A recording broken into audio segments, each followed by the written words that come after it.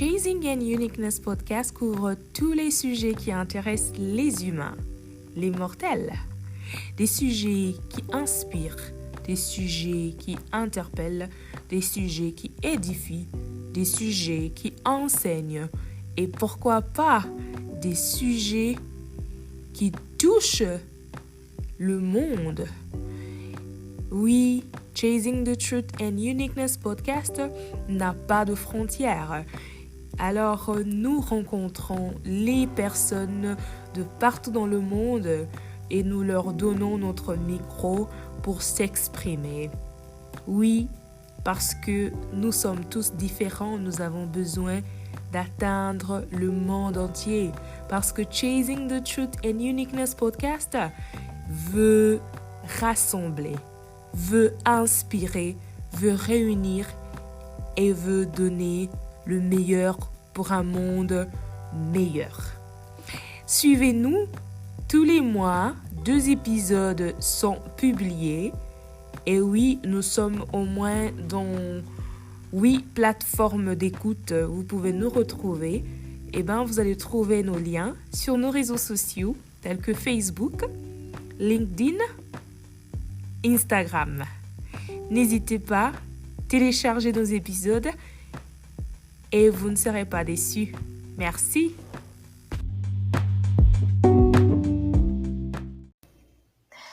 Salut mes amis, la famille, partout où vous me suivez, je vous salue au nom de Jésus-Christ.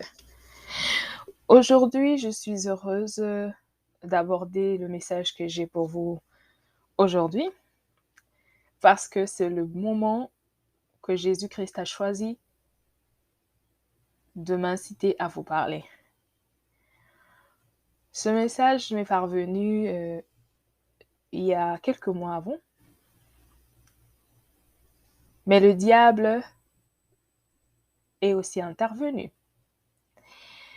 Jésus-Christ, il est réellement présent dans nos vies.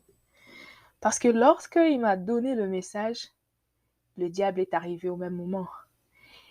Et qu'est-ce que le diable a fait? Il voulait me précipiter. Aïe, alléluia. Le diable voulait me précipiter de vous parler. Mais Jésus n'avait pas encore fini de me parler. Mais dès que le diable a su que le Seigneur Jésus-Christ m'a donné enfin la clarté de ce dont je vous parlais, m'a enfin donné la sagesse, le courage de vous parler, l'autorité de vous parler de ça, il est arrivé parce que il voulait que cela se passe mal. Je suis très heureuse parce que j'ai refusé d'écouter le diable. À un moment, j'ai voulu lui donner raison. J'ai dit non, il faut que je le fasse tout de suite. Il faut que j'en parle tout de suite. Jésus a dit, ma fille, tu n'as pas besoin de répondre à tous les coups que tu reçois. Et surtout, tu n'as pas besoin de répondre instantanément à tous les coups, toutes les attaques que tu reçois. Ce n'est pas nécessaire. Il faut 2 fois laisser l'ennemi gagner. Et au bon moment, tu auras ta victoire. Waouh! S'il vous plaît, si vous êtes touché par ce message, si vous recevez pour vous un message de ce que je vous parlais aujourd'hui, n'hésitez pas de m'envoyer un message. N'hésitez pas de laisser un message, s'il vous plaît.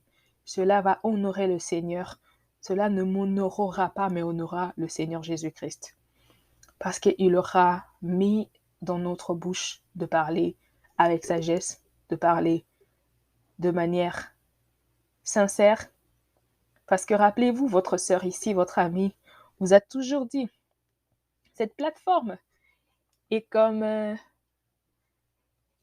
le comptoir de confession du prêtre catholique.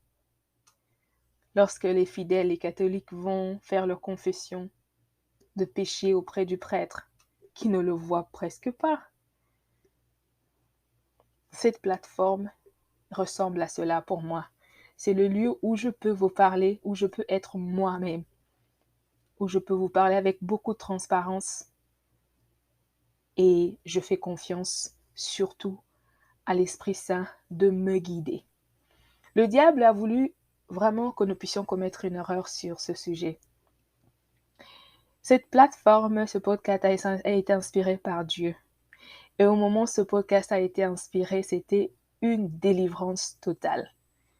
Une délivrance totale.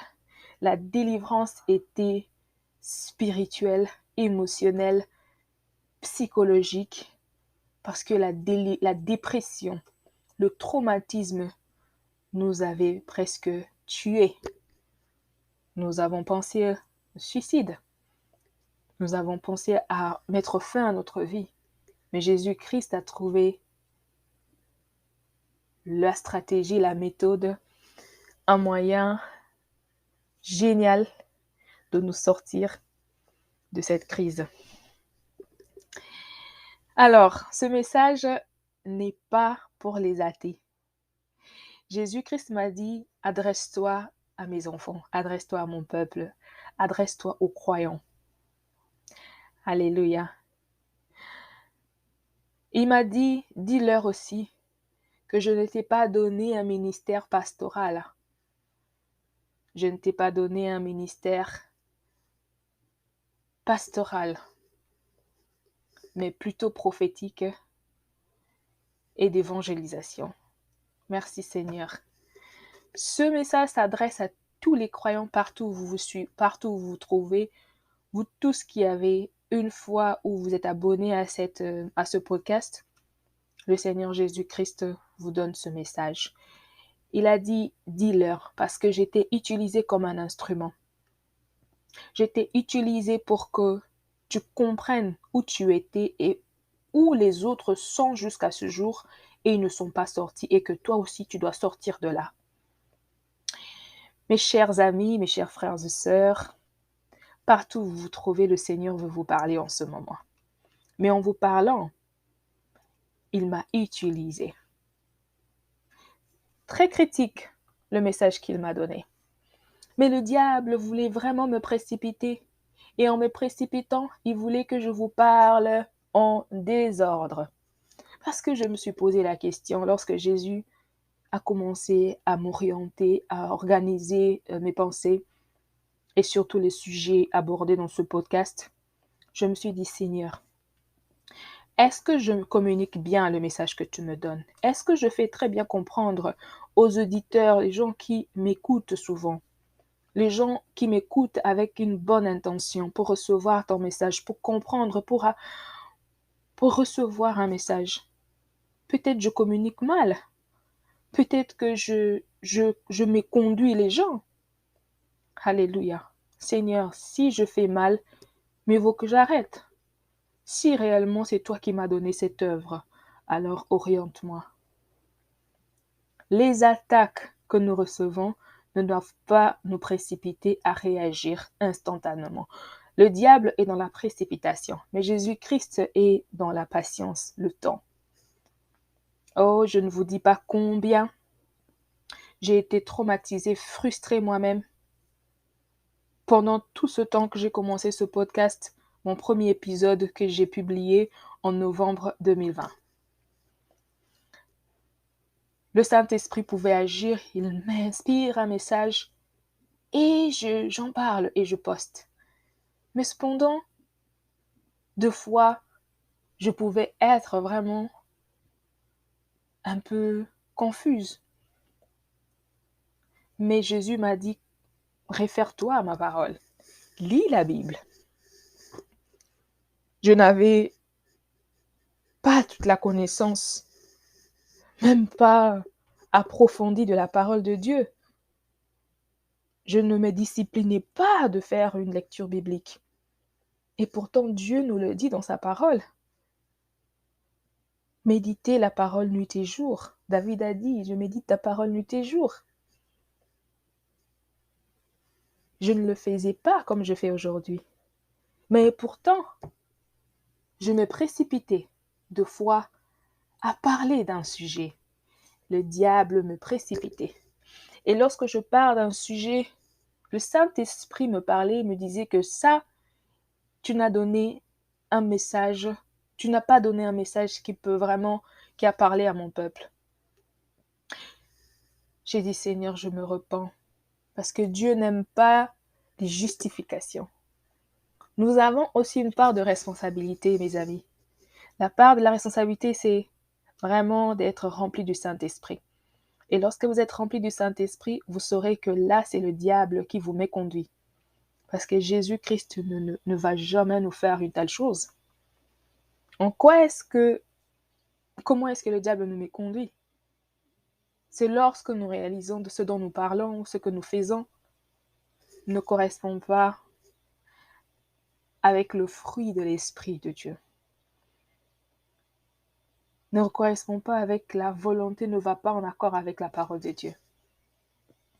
Et des fois, tu peux essayer, mais on peut sentir en toi de la frustration, de l'angoisse, de la peur, de l'agitation, de la précipitation. Alors Dieu m'a dit, ne te précipite, ne suis pas le diable, il te précipite.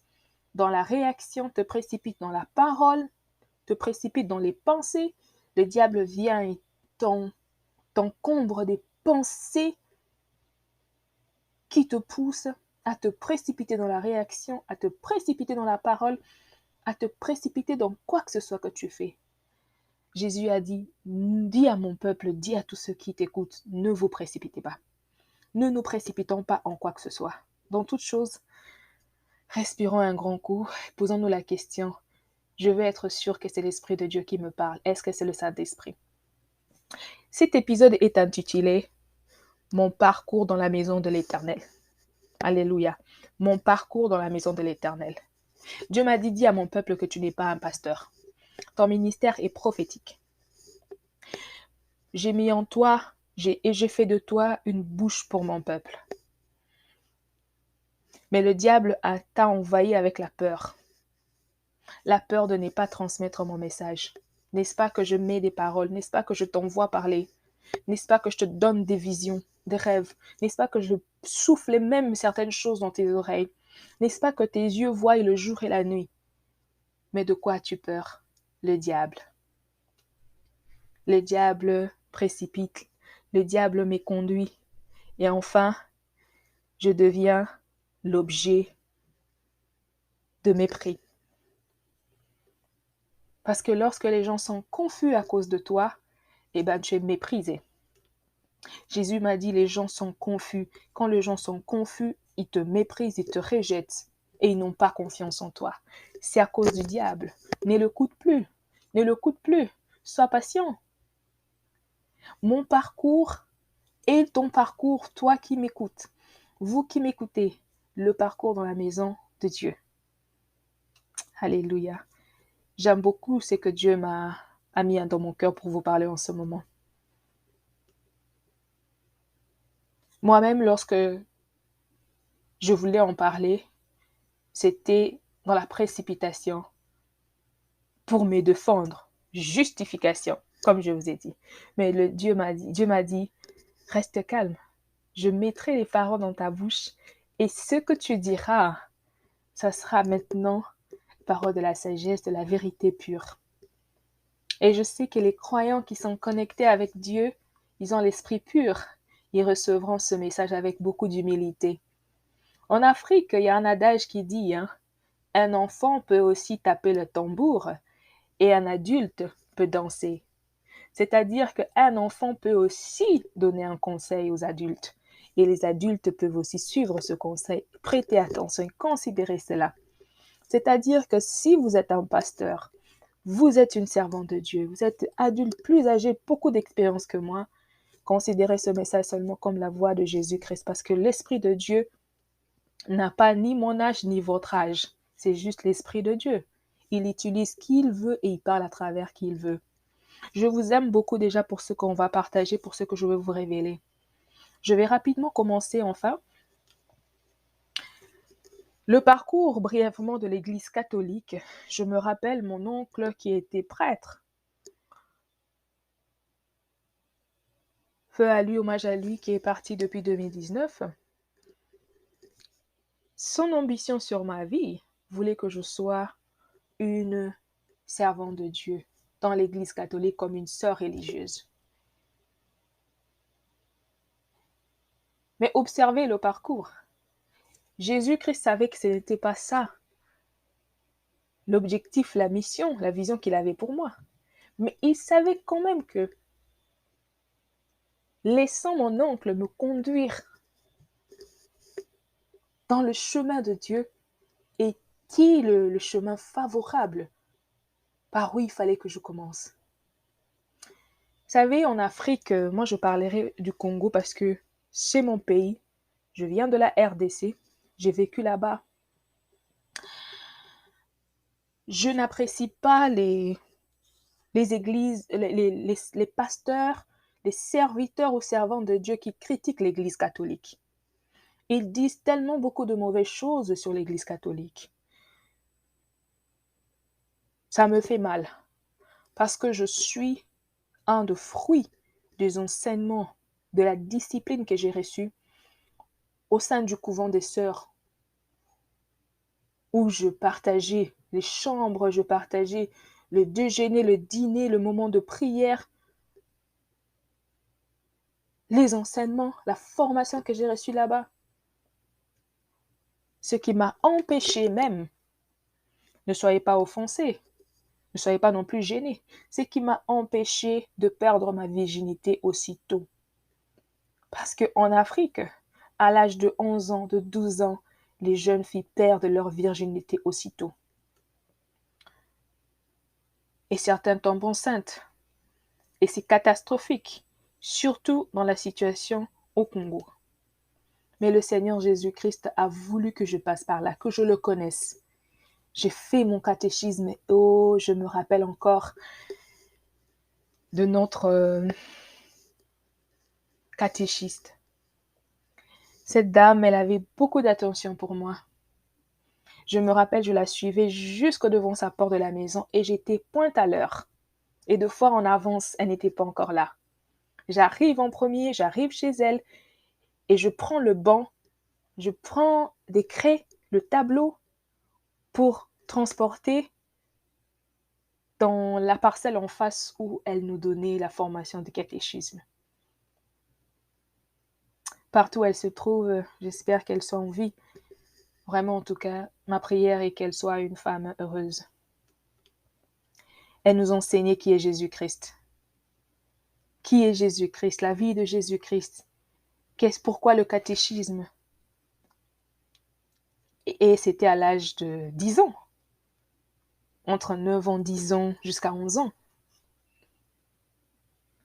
Après avoir terminé le catéchisme, tu commences l'affirmation. On appelle ça l'affirmation dans les églises catholiques. Toujours à 11 ans, j'ai commencé l'affirmation. Et l'affirmation, j'étais la plus jeune. Tous ceux qui étaient avec moi dans l'affirmation avaient 4 ans, 5 ans de plus ou 6 ans plus de moi, plus que moi. Et qu'est-ce qui s'est passé? Jusqu'à mes 16 ans, une de mes cousines qui est protestante, servante de Dieu, elle m'emmène dans une église protestante. Cette église est une église, une église de l'Assemblée de Dieu, du missionnaire, inspiré par le missionnaire français Jean-Jacques Vernon. Une église francophone. Me rendant dans cette église, je me suis sentie, je me rappelle très bien, dans un autre environnement. Parce que je sais comment l'Eucharistie de l'Église catholique se tenait, comment la tenue des cultes, la messe, et même des personnes, le calme qu'il y a dans les fidèles, dans les catholiques, leur habillement. Suivez-moi très bien parce que Jésus-Christ veut vous parler. Les personnes qui fréquentent l'Église catholique n'ont pas une apparence qui attire à l'œil. ils sont beaucoup autant simples, que ce soit les hommes, les femmes, les enfants. Il y a beaucoup de simplicité. Dans l'habillement, il y a beaucoup de simplicité. Dans la prière, il y a beaucoup de simplicité. Ils ne sont pas dans l'agitation, ils sont juste dans le calme. La liturgie catholique, je vous épargne que j'ai fréquenté l'école, le lycée, l'école catholique.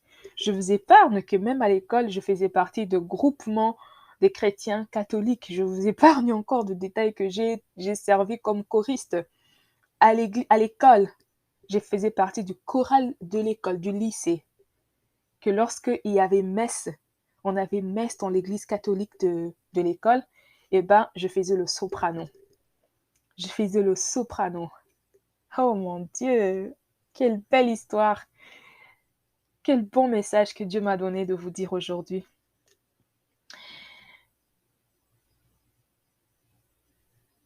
La simplicité des catholiques. Le silence. Le respect du culte. Le respect des Eucharisties. C'est impressionnant. Pour moi, je dirais que c'est profond. C'est profond. Je viens de là, c'est profond. Lorsque ma cousine m'emmène dans cette église, waouh, j'ai tout de suite vu la différence. J'ai vu combien les jeunes filles, il y avait beaucoup de jeunes filles, de jeunes garçons. J'ai vu combien tout le monde avait le sourire. Tout le monde était charmant, tout le monde était chaleureux, tout le monde était... je ne voudrais pas que ça soit mal interprété, mais tout le monde était motivé, actif.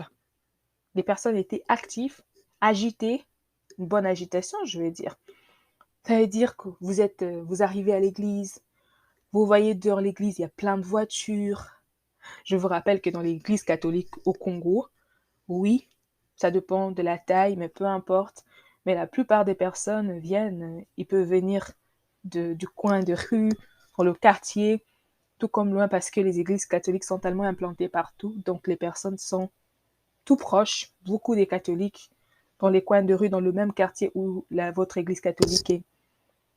Mais par contre, là, vous vous rendez compte que les personnes qui viennent dans cette église francophone, ils viennent de beaucoup d'endroits un peu plus loin aussi. Et donc, ce sont des personnes responsables, vous voyez, parce qu'il y a tellement de voitures qui sont parquées à l'extérieur. Honnêtement, je me rappelle de l'impression que j'avais eue. Je dis, waouh, ça c'est une église. Waouh, c'est une église, ça. Alors, vous voyez comment les gens étaient tout beaux, brillants, les gens, waouh, waouh.